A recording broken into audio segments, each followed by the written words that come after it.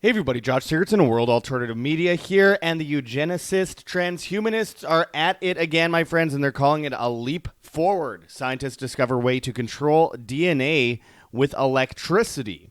Now, if you told someone this 10 years ago, they'd think you were absolutely crazy, but here we have that actual move forward. And we're seeing this in a lot of different ways, how they're using DNA and brain stems and all that kind of stuff in order to get different kinds of information and control people's minds and bodies. This out of Zero Hedge, Australian intelligence agency funding research to merge human brain cells with AI. And this has been an agenda that they've been pushing forward, obviously, very long now. But we're right on the cusp of it with Neuralink and with these digital IDs that they want to attach to us, with the eugenicist experiments, with the injections over the last several years. We are on the verge of complete transhumanism. Let's just throw another thing out there. What about, trans kids? They're trying to make boys girls and girls boys. And obviously that's a part of the eugenicist transhumanist agenda. It's both to make sure that people don't have babies. It's to demoralize people. It is to change what it means to be human to begin with, which is a Tower of Babel scenario. And so we are going to go into some of these examples today. And there's a lot more to this, of course, with WorldCoin, which is using people's iris scans in order to access, which it's insane that people are actually lining up for this. Totally insane.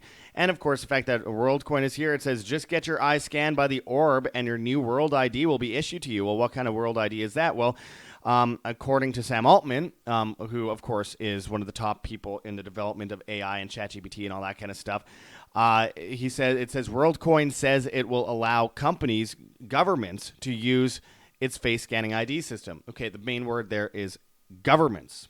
Yeah, it sounds like those conspiracy theorists are right yet again. Where is my participation trophy? We are going to get into this insane push, by the way, for the merging of DNA and electricity, the control of a human body with this. Of course, they've done tests on this kind of stuff going back to the 40s with what is now cell phone towers and 5G technology. And we also know Moderna has a master patent where it's from 2018. They could inject you, and it would be with a shot, a so-called vaccine. And they could utilize 5G technology to manipulate your system through both, nanotech and organic, electric involvement. So, for example, it will contain organic and inorganic materials both. And a lot of people are saying, well, it looks very much like they just did that with the injections, though. We haven't gotten full confirmation. There is evidence of nanotech in it, and of course inorganic substances which then clot and control cells. So this is already happening to a great degree. So that is based on technology from the 40s, where they controlled people in small towns with these towers. The CIA did anyway, and it caused people to commit suicide. It made people sick. It gave people cluster headaches. Horrible stuff that happened to these people, these innocent, unsuspecting people, by the way, in these small towns.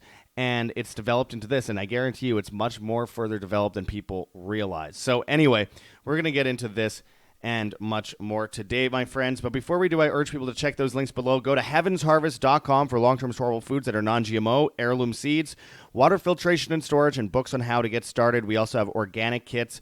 Use code WAM, W-A-M, and you get free shipping on much of these products. Again, this is a way to evade the insanity of technocracy, the insanity of the Great Reset. So we aren't stuck with empty shelves with mRNA food technology, with CBDCs that are going to be the only path to getting or accessing food through FEMA and all these other things. If we don't get on this for ourselves and our families and our loved ones, it is absolutely detrimental to the health of future humanity. If we want to save the world from the Great Reset, from the Tower of Babel, we must go back to what it means to be human in the first place. Independence, individualism. Be prepared, my friends. While we're at it, we may as well bring up another health thing here because this is very important. We have a link for rncstore.com, Richardson Nutritional Center, your source for Laetrile online. Made famous by G. Edward Griffin's book, World Without Cancer. Get your apricot seeds, Laetrile, amygdalin, and vitamin B17 there, and get it while you still can. They are trying to poison us in many ways, my friends, and some of it is mentally, some of it's physically, some of it is just based on morality. This out of technocracy.news. It says leap forward. Scientists discover way to control DNA with electricity. And as the article goes into, it says, according to the study, bridging analog DNA with digital/electrical stimulation paves the way for wearable-based electro-controlled gene expression with the potential to connect medical interventions to an intranet of the body or the Internet of Things. This is the outcome of NBIC convergent science, the holy grail of transhumanism. Now, I wanted to point out that this would fit into a 15-minute city scenario greatly.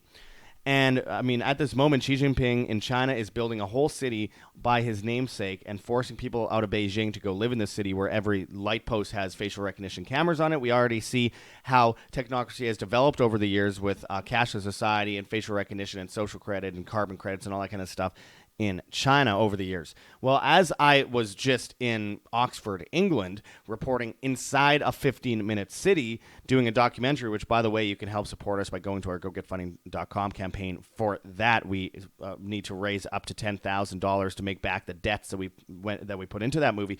But nonetheless, going into that 15-minute city, it made me realize, like, every single day as they put up cameras, no one seems to notice. No one seems to acknowledge the fact that they're putting up these cameras everywhere with facial recognition, with license plate readers.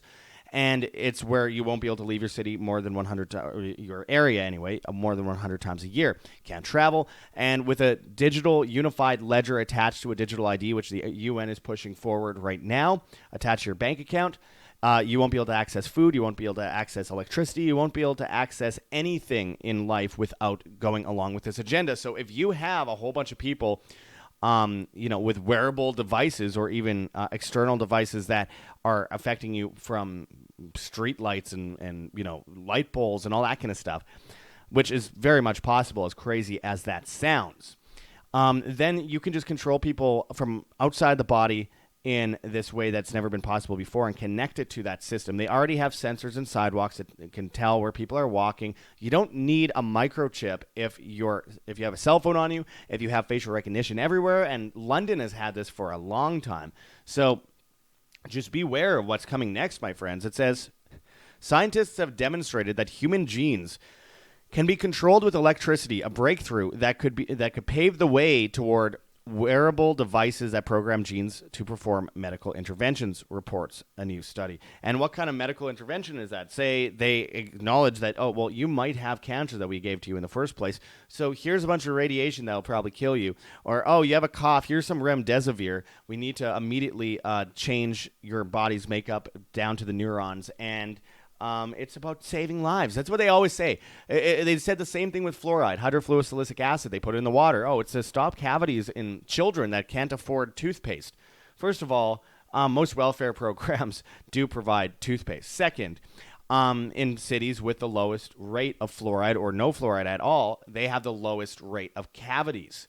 So that's obviously nonsense. You can look at the studies between Toronto, Canada, and Vancouver, Canada for that. But nonetheless, I digress. It says here, in a novel experiment, researchers were able to trigger insulin production in human cells by sending electrical currents through an electrogenetic interface that activates targeted genes. Future applications of this interface could be developed to deliver therapeutic doses to treat a wide range of conditions, including diabetes, by directly controlling human DNA with electricity. Sounds jolly, isn't it? Well, it does other things too. And by the way, that's the same thing that, they would say about things like Neuralink. Oh, well, Neuralink is going to help everyone because what it's going to do, they say, as Elon Musk, the guy whose grandfather started the Technate Party in the 1940s to create a global technocracy world government, Joshua Haldeman, you can look him up. He's May Musk's father. Anyway, carrying on. Neuralink, the whole idea was, oh, well, we could stop Alzheimer's and dementia. We can allow everyone to speak the same language, which is what happened in the Tower of Babel, by the way. So there's a big red flag there. We can control people's brains. And then when Elon Musk was asked, would he put one of these things in, he's like, oh, I might wait a while. I'm not entirely sure. Yeah. It's for the peasants. It's for the peasants. Now, Elon Musk could say a bunch of great things that regard, how horrible it is to transition children and chemically castrate them. Great. I appreciate that. He can speak out against vaccines. Oh, he was promoting them to his supporters back in 2021, saying it's the same thing as, an insulin shot. But nonetheless, he's telling everyone he's telling everyone now that the vaccines could be causing a lot of these deaths. Yeah, well, welcome to the club. Years late. He says a lot of things that people like and stops censorship on Twitter, though I get my posts taken down still all the time. The point is, don't fall for false idols. He's pushing a brain interface that could manipulate your mind in any way, shape, or form using 5G technology. So, and he also says chemtrails don't exist, which they do, and there's government, very well documented government work on that. But nonetheless, it's just one of those things where they always use like, hey, we could stop diabetes. We could stop, a range of different diseases. Great. Sounds fun. That's what they said about the injection too. How's that going for you? And, what do we give up in order to get this? Okay, well, maybe it will cure diabetes, though there are many ways to cure diabetes, and G. Edward Griffin has been studying that since the 50s. But with that said, will you give up your diabetes to then gain cancer and who knows the genetic disposition of your body, of your soul, of your individual, and make you basically a walking, talking robot that could be controlled by a system of governance based in technocracy where you are stuck in your own neighborhood and you have your face on every camera and you never have privacy and you never have your own free will? That is a question everyone should be asking. And they rarely do because people like shiny new things. Tyranny comes under the guise of convenience, as always, my friends. But anyway, it says here, there's currently an explosion of interest in medical wearables, which are a health-centric portable technologies such as fitness trackers, biosensors, blood pressure monitors, and portable electrocardiogram devices. Smart wearables have become an essential tool for many doctors and patients, spurring researchers to continue developing novel platforms for collecting medical data or even performing medical interventions. Now scientists led by Jimbo Huang, a molecular biologist at ETH Zurich, have invented a battery-powered interface that they call the direct current, DC, actuated regulation technology, or DART, that can trigger specific gene responses with an electrical current. Huang and his colleagues described this device as a leap forward, representing the missing link that will enable wearables to control genes in the not-so-distant future, according to a study published on Monday in Nature. Can I also mention that Tesla came up with this a long time ago, but as a means to, helping people, and of course, there are those electric machines that I've used before where they, you have an issue with an organ or with a muscle or with a nerve, and you use this and it makes you feel a lot better. And a lot of people swear by these machines. I forget what they're called, but I'm sure we'll get comments below on it. But it's like this static electric machine that changes your bodily immunology, I guess you could say. It can make you, a sick person, feel better. It could do a lot of these things. You hurt a nerve, and you can, put it on your leg where you were working out and you did a squat, and like you're with a kettlebell or something, and your nerve just gives out on you, and you end up with intense pain. And I've had this happen. And then you could use this thing and you feel better. Now, he got that from the fact that we are living in a world full of electrons and we have frequency all around us, and we can harness that and give free energy and also fix the human body with it. That is absolutely true. However, when you use it from an outside perspective for the purpose of stopping diseases, that you can then reprogram the genes of a body, you can reprogram your DNA, then we're talking about something far more transhumanist. And it should concern everyone what this thing could be capable of doing and how far it will go. And I've said for a long time, I think technology should have just stopped in the 90s. I appreciate innovation, and I love capitalism, and I love that push forward to create new things, great products at great prices, but there needs to be a bit of a slowdown, in my opinion. Not that that will happen. I'm just saying there needs to be, because we're going too far. And we're losing our humanity while we're at it, and we're becoming weaker and weaker and more dependent, and that means that us as a human race lack the strength and the skills to keep ourselves on our feet in the case of an EMP attack, in the case of a disaster. So this really greatly concerns me. But anyway, it says, and I quote, electronic and biological systems function in a radically different way, ways that are largely incompatible due to the lack of functional communication interface. The team said in the study, while biological systems are analog, programmed by genetics, updated slowly by evolution, and controlled by ions flowing through insulated membranes, electronic systems are digital, programmed by readily updated software, and controlled by electrons flowing through through insulated wires. I wonder how much they're updating that program or that software.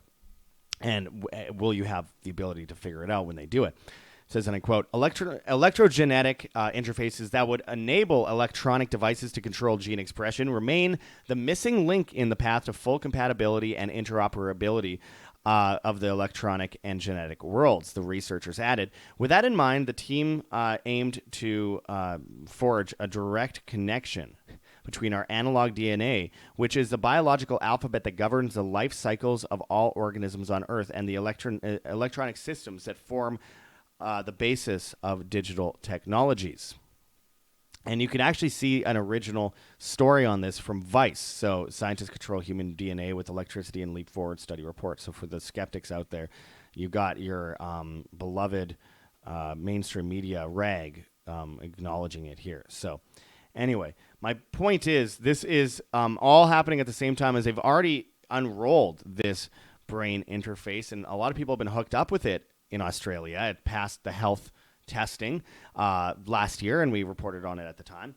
And now we're also seeing the push for Neuralink go forward as well. Australian Intelligence Agency funding research to merge human brain cells with AI. So why is an intelligence agency involved in this at all? Because remember, the intelligence agencies aren't about intelligence as much as they are about control of intelligence and how to control the minds of the populace and how to then create problem, reaction, solution, repeat, the Hegelian dialectic.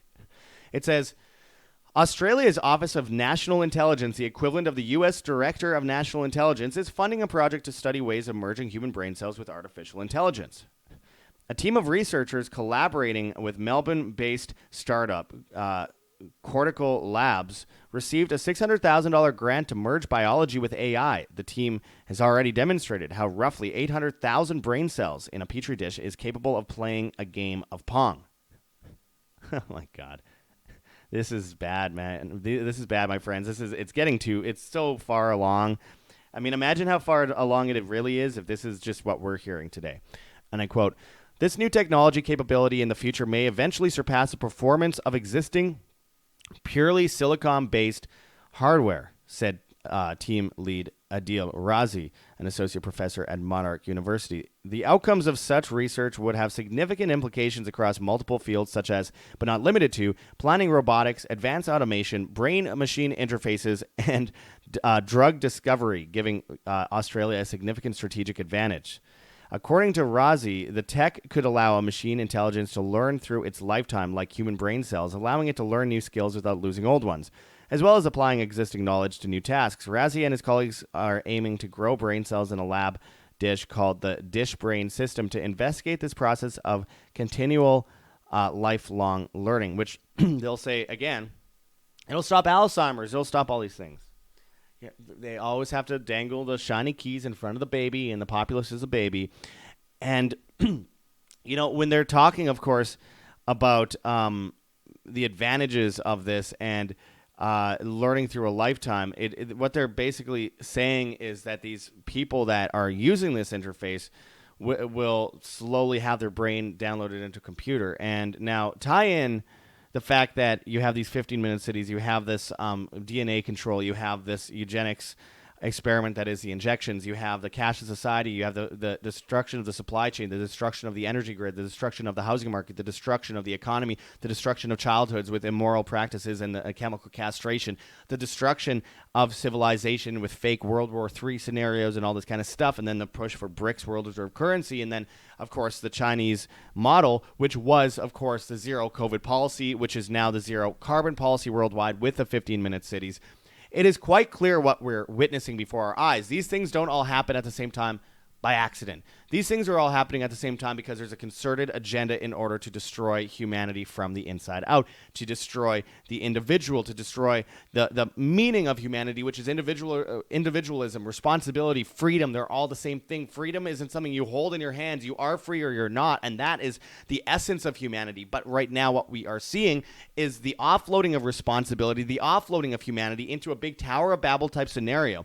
Now, it's going to get worse before it gets better. Of course, as we see, you have to finish building that tower before it can fall over. Eventually, it will fall over. But what happened in the Tower of Babel? Everyone spoke the same language. They tried to replace God. And when they built that tower to the stars, it was struck down, and it collapsed into its footprint, kind of like Building 7.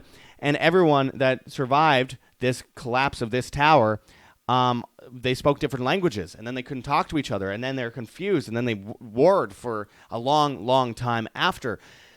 This is basically the sacrifice we're witnessing with humanity today. So that is what bothers me so bloody much, is when we're witnessing all of this, it's a repeat of an already existing thing that happened, in the distant past. We're going through multiple resets, and those resets are created in a spiritual realm of evil in order to, in one way, sacrifice the people among society that are individuals, and, in a weird roundabout sort of way, sacrifice in one piece of this time, this historic movement, the idiots, which a lot of people will say, hey, well, that's great. Well, but they're making people idiots in order to sacrifice them. They're making people dependent. And, after hundreds of thousands of years of people being strong and stronger and stronger, and then developing convenient technologies, then those convenient technologies replace them. And then those strong men and women that built those technologies are now in a position in history where those conveniences made them weak. And it went in a full circle. I mean, look, we got Neuralink has had FDA approval to study brain implants in humans since May. We are moving fast into this technocratic, agenda, while this WorldCoin thing is being pushed forward at the same time as FedNow and, the IMF's World Reserve Currency, or not World Reserve Currency, with their special drawing rights, are creating a global CBDC, where they say they can control people's ability to buy guns and ammo and all that kind of stuff, and look at things online, and they want to track everything you look at online and everything like that. The BRICS World Reserve Currency is doing the same thing. And they're combining forces to some degree, because a lot of IMF countries are trying to join BRICS. And they are test running all these 15-minute cities. All at the same time as the economy implodes, which, again, they use the economy in order to weaken the public over time with inflation. And then when they inevitably come to the point where the currency collapses, then they reel people into the new system of governance, which is whatever they replace it with, which it will always be worse. So in this case, it's the CBDC. It is, again, the Hegelian dialectic: problem, reaction, solution, repeat. And there are so many examples out there of them pushing forward this insanity. I mean, UK considers legislation that allows intelligence agencies to spy on people's internet activity in real time. This will be all part of the Internet of Things. They connect all this stuff down to your DNA, down to your cells, down to your heart health, down to your brain health, down to the thoughts in your head, down to, these brain interfaces, down to your money, which is the thing that makes people most dependent, down to your health, of course, with the mRNA, down to, the housing issue. It'll destroy the housing market. Then you will own nothing and you will be happy, but you will compete with compliance for the things that you want in life, which will come out of weakness. And again, the currency of the future at the end is compliance. And there is no escape when you are tied into this system.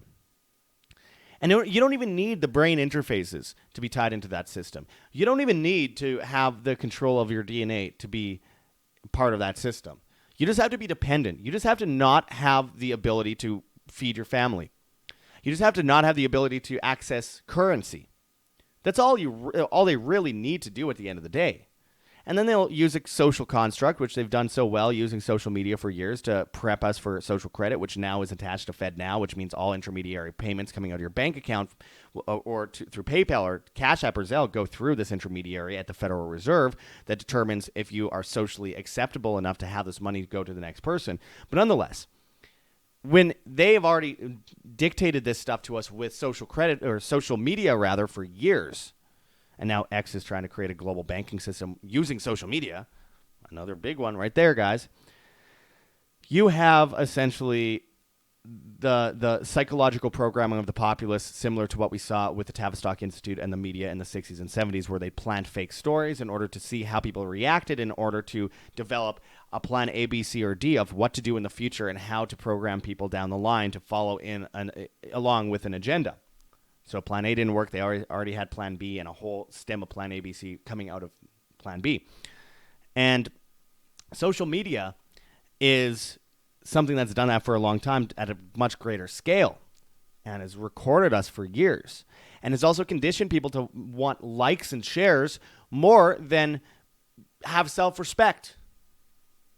They are offloading their respect to the crowd, to the group.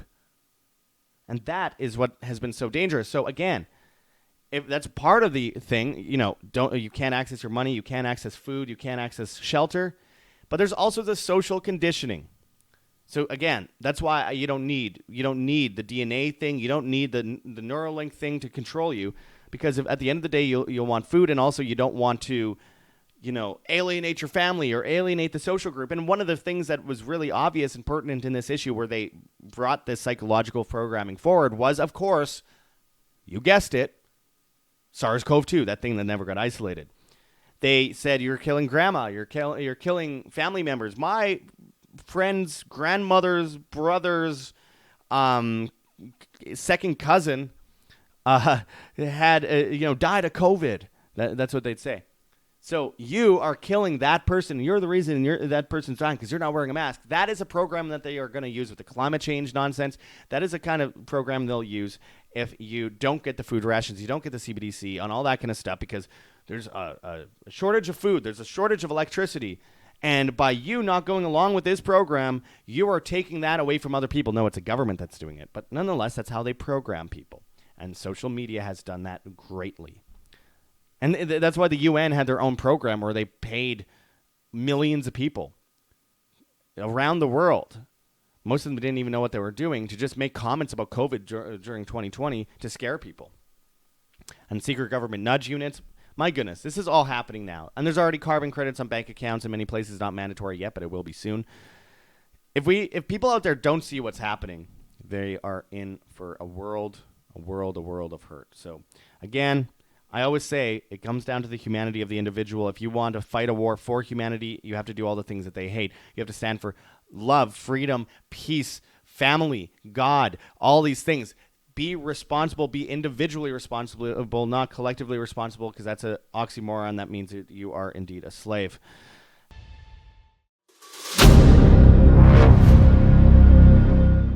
I'm looking for partners, collaborators, colleagues who want to join forces with me around the globe and create real value, generational wealth, and financial freedom for everyone else around the world. Get involved in the cryptocurrency markets, get involved in the NFT markets. This is your moment. Life all comes down to a few moments. Don't let this pass.